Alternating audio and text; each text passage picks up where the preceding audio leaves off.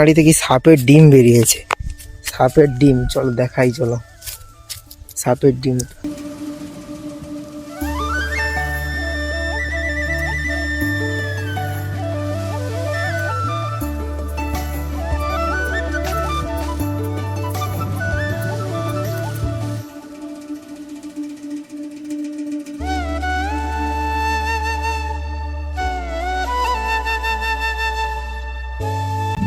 Hello guys, welcome to my blog.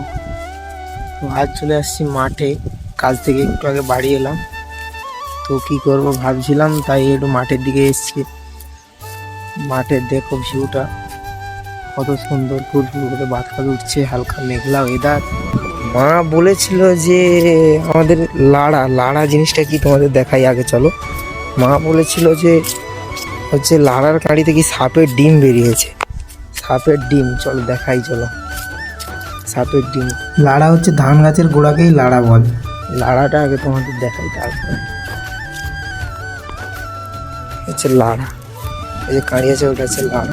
দেখো পুরো এসে গেছে। আর এটা দেখ তো কি, ওই কিসের জন্য আসুরে, ওই এটা বাড়ি নিয়ে যাবে, বাঁধছে। এখানে লাড়াটা রাখা ছিল। এটা নাকি সাপের ডিম। আমি তো চিনি না, বাট কে এসে ফাটিয়েছিল, বললো যে সরু সরু কি সাপ দেখা গেছিল। কি সাপের ডিম সেটাও বোঝা যাচ্ছে না।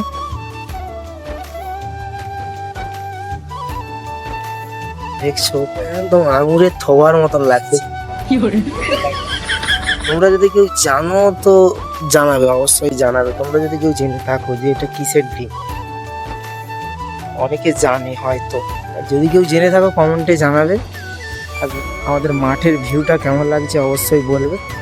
তো কাজে যাব, বেশিক্ষণ ব্লগটা বাড়াবো না, দেখতে তোমাদের বোরিং লাগবে, কারণ প্রথম তো সবাইয়ের বোরিংই লাগে।